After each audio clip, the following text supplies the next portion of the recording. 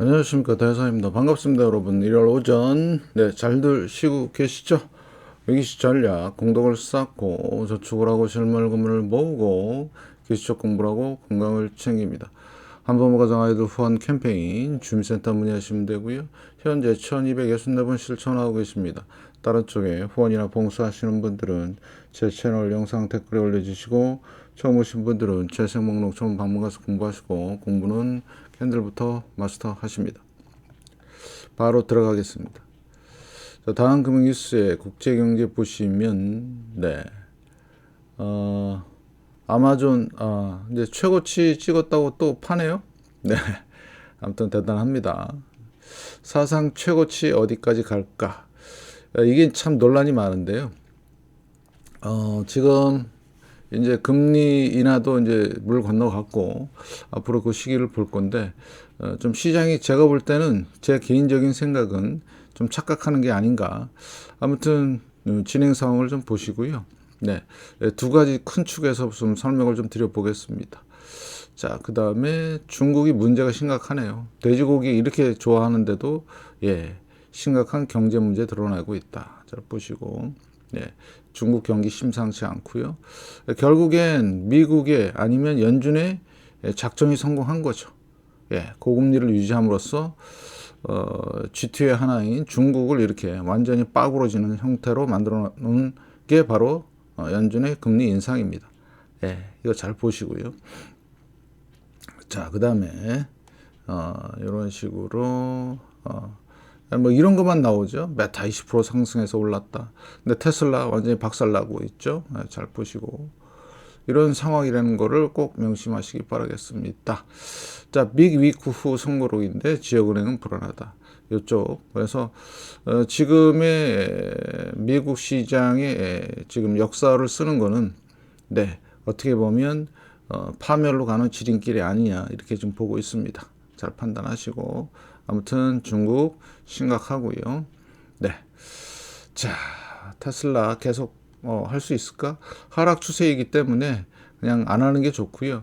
일본뿐만 아니라 자, 이자 지급만 138조. 미국도 마찬가지죠. 1조 달러. 1조 달러인데 결국엔 어마무지한 채권을 발행해야 되는 지금 그런 상황이고요. 자, 이런 거고요. 그래서 지금 이제 중요한 이슈 중에 하나가 개인 소비 지출의 물가 지수인데 전년 대비 지금 3%, 2.9%거든요. 근데 이제 앞으로 이제 어떻게 될까가 이제 중요한데 상당히 높이까지 올라갔다가 지금 5%죠. 여기 보시면 5% 정도까지 갔다가 2022년까지 갔다가 쭉 이제 물가가 내렸습니다. 요거 내린 거는 어떤 유가에 대한 그런 상황이고요. 지금 이렇게 PC를 보시면 이렇게 한 2% 정도 근처에서 잔잔하게 있다가 튄 거죠. 근데 내려왔어요. 지금 2.9%죠. 연준이 원하는 거는 2% 근처를 원하고 있는데 만약에 이거 튀면요.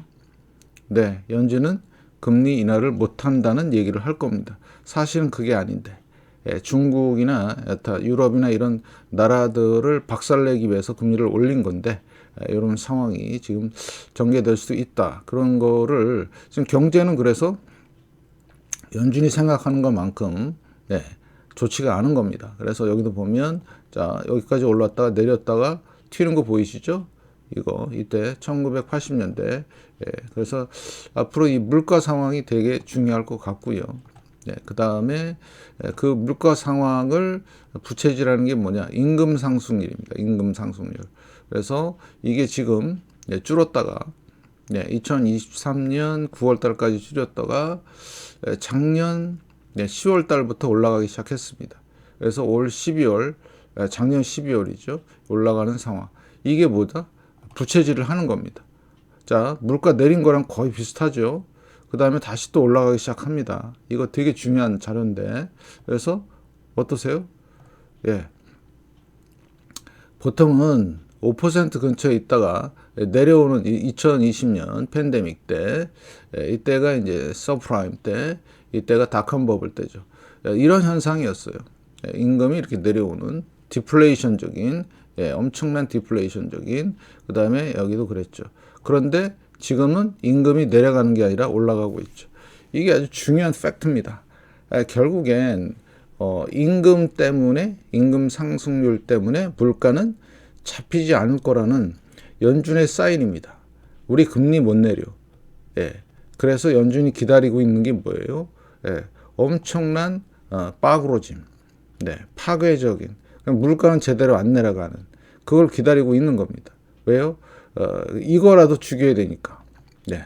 그래서 여러분들은 지금 상황은 주가가 널뛴다고 해서 거기서 부안해동하지 마시고 잘 보시고요. 자, 주가가 널뛰는 이유는 이거죠. 예. 영래포에 잔고가 아직 5천억 달러 정도가 있습니다. 자, 여기 보시면 작년 5, 6월 달부터 해서 시장으로 엄청난 유동성이 쏟아져 들어옵니다. 1조 5천억 달러. 말이 1조 5천억 달러지 어마무시한 돈입니다. 그렇지만 연준의 금리 인하와 QE를 통해서 4조 달러 정도 되죠. 네, 4조. 그 다음에 금리 인하. 그래서 이런 걸 통해서 전 세계 주식 시장이 펌핑질을 했지만 이제 금리 인상을 하면서 여기다가 일단 쟁여놨는데 이게 이제 빠져나오면서 이게 일부 종목들에만 들어간 겁니다. 일부 종목들에만. 그러면 앞으로 요게 5천억 달러 정도 남았는데 이 유동성이 이제 마르게 되면 주식 시장은 처참할 정도로 내려갈 것이다라고 생각을 하지만 과연 열망구를 비롯한 연준 인사들이 주식 시장이 무너지는 걸 볼 수 있을까? 자, 그런 걱정을 좀 해봅니다. 잘 좀 보시고요. 그래서 우리나라 주식 시장도 보시면 자, 삼성전자를 필두로 해서 많은 종목들이 펌핑질을 했죠. 지난주에 펌핑한 걸 보면 현대차와 그 다음에 삼바, 네이버 뭐 이런 애들 엄청나게 LG화학도 그렇고요. 위로 튀었죠. 네, 보이시나요? 네, 그래서 요거에 대한 설명을 좀 드리겠습니다. 자, 들어가기 전에 EWY, MSCI 이머징 마켓, 이건 2% 이번 달에 이제 5% 정도 증가하는 걸로 보이고요. RSI 현재 49죠. 상승 추세는 아닙니다. 예.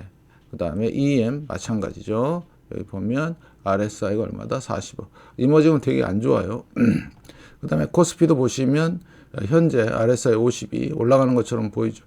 자, 그러면 하락하다 반등 주고 내려오다 다시 반등 주는 요 상황, 그럼 좀 더 갈 수 있느냐 없느냐 그런 상황이 되는 거죠. 예.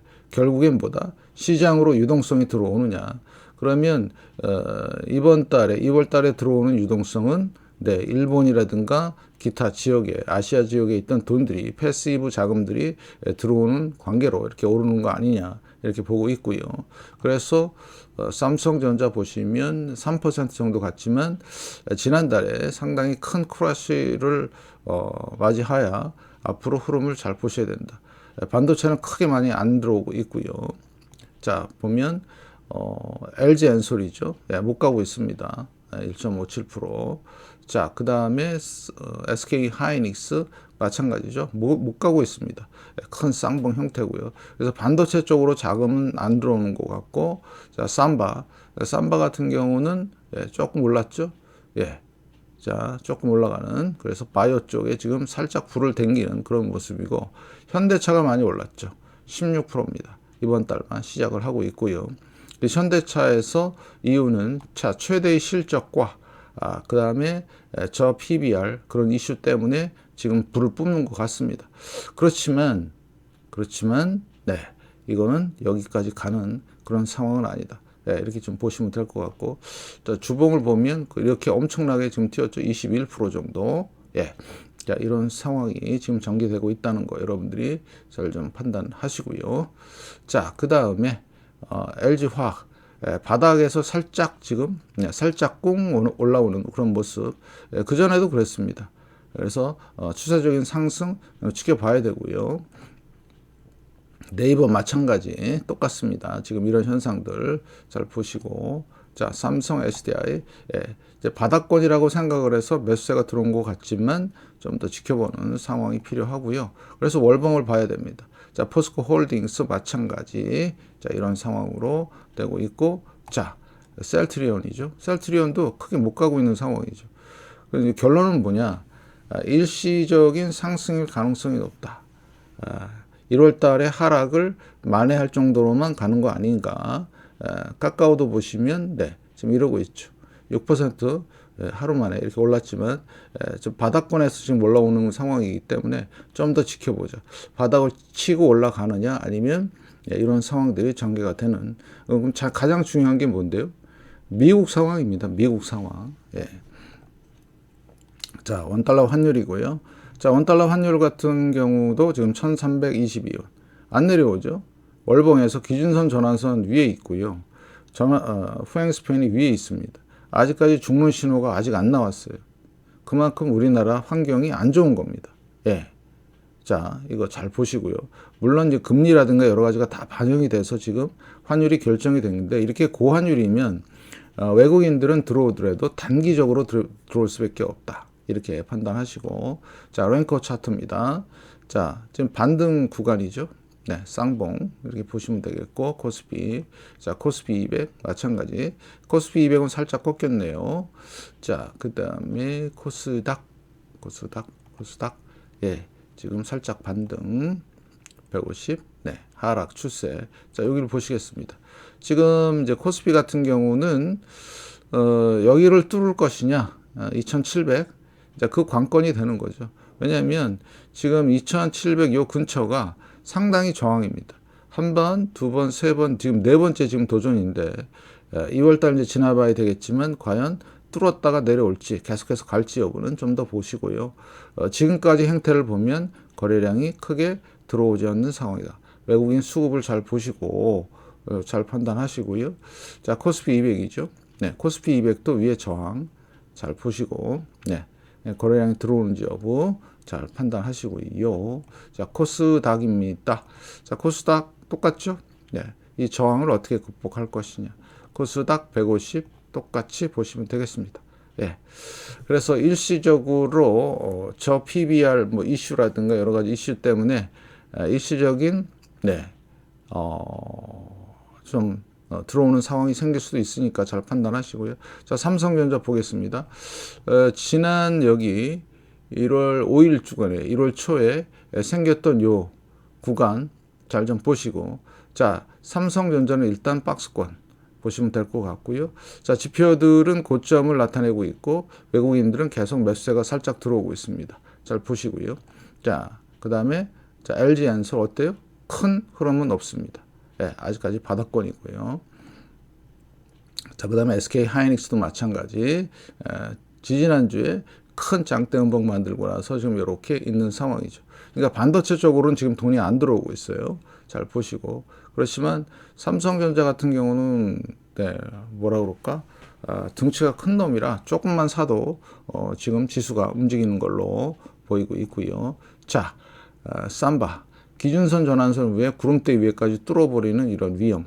네, 그러면 이제 이쪽 고점들이 이제 저항이 되겠죠. 90만 원대, 그 다음에 여기 100만 원대. 그래서 단기 고점을 지금 형성하고 있고요. 외국인들이 들어오는 모습이다. 그러면 여기를 넘어서 간다? 그거는 이제 각자 알아서 접근하면 될 것 같고요. 자, 그 다음에 현대차. 이게 이제 저 PBR 이슈와 이제 그 실적 이슈인데 대단한 외국인들의 매수세였죠. 단기 이제 고점을 형성할 것 같고요. 전 고점도 뚫었고, 그래서 전전 고점도 뚫었고 여기. 네, 그러니까 한 25만 원대까지도 열어놓으셔야 된다. 그래서 자, 여기 보면 29만 원대 여기 고점 보이시죠? 이것까지 뚫을 수 있는 자 기염을 토할지 한번 지켜보시기 바라겠습니다. 예, 자, 엄청난 지금 영업이익이 아마 사상 최대일 것 같고요. 그 다음에 이제 중요한 건 뭐냐면 끊임없이 이제 이쪽에서 개발을 하고 노력했던 결과죠. 네, 아무튼 현대차가 지금 운이 좋은 회사인 것 같습니다. 잘 보시고요. 실력도 있고 LG화학 자 올라와 7% 정도 상승을 했지만 바닥권이죠. 바닥권.